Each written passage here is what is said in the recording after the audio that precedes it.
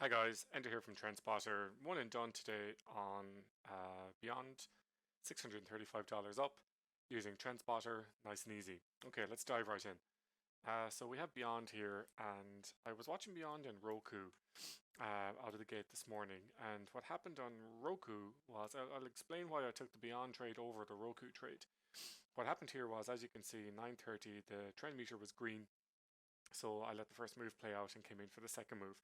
And when I was looking at that, BYND was first. That's all it was. If I had gotten the Roku trade, I would have made a little less, I suppose, maybe the 125, but that's if, shoulda, woulda, coulda. So I went long and BYND at 938, which was here.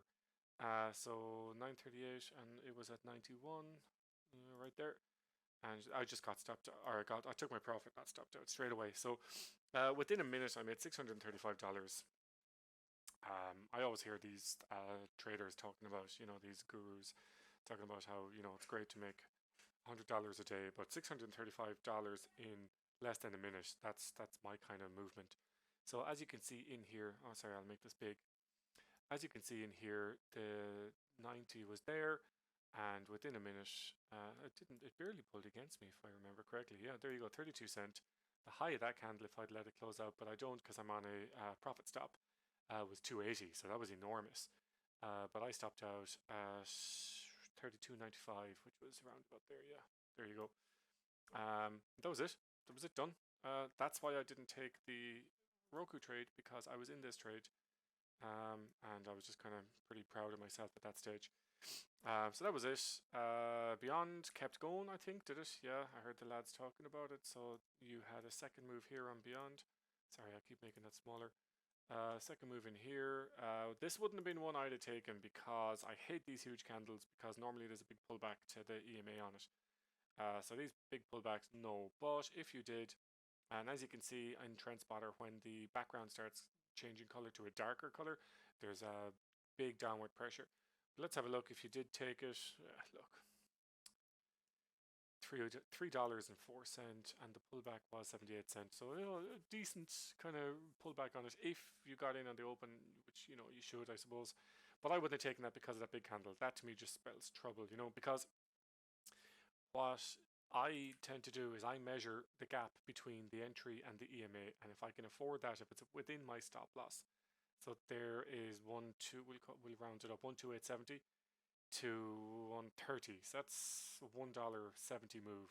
No, I'm not willing, because like if I got in here and this kind of went down and then started going backwards, I wouldn't sit through that. So no, I wouldn't have taken it. But if you did, and TrendSpotter did see it and pointed out, that's fine. Let's see what Roku did. Did Roku do any moves today? So Roku, using TrendSpotter, yeah, did a move here, did a move here. That's the first one we ignore. Second one, right in here, and down 265. Now, for me, how I would have played this was I would have taken my 50 cent here, and then it would have come back, and then I would have stopped out because I want the $2 move to get the rest of it. But still, $125 is fine. And then if I was back at it, I would have gone long here, and that's a 66. You would have got your 50 cent there. That's another 125. And then third time's a charm. Here we go. Short. Actually, it was back here. Those labels are still kind of a bit finicky. But the downward arrows aren't. They're working correctly, just so as we're clear, but the labels are just not. So yeah, that would have been a 30 cent down and a $1.93. So possibly at this stage, maybe I'd have taken a little more, because I wouldn't want to give it all back to break even. Well, break even anyways wasn't even there. It was down here on the card, if you think about it. So if we stopped out on the opposite background color, we'd give it up there. That's a $1.29 move, really, I suppose, with 50 cent on half and the $1.29 on the other half. So yeah, look, I mean that's TrendSpotter killing it as usual. And here we go. Let's have a look at Netflix. I don't really trade Netflix anymore. I'm kind of there's easier money in it. But let's have a look. 9:30. There's your blah blah blah. Ignore all that. Choppy choppy. And then when everyone's chopped out, look at this, and all the people have lost their money. You just get in here nice and handy. So there you go for TrendSpotter. That is a 62 cent move.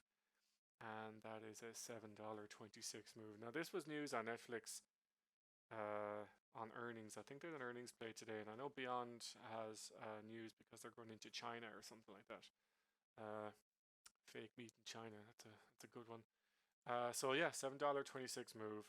You know me, I just take the two and I run. I'm not greedy, and that's why I don't have huge loss days. I'm very, very consistent because I'm not greedy.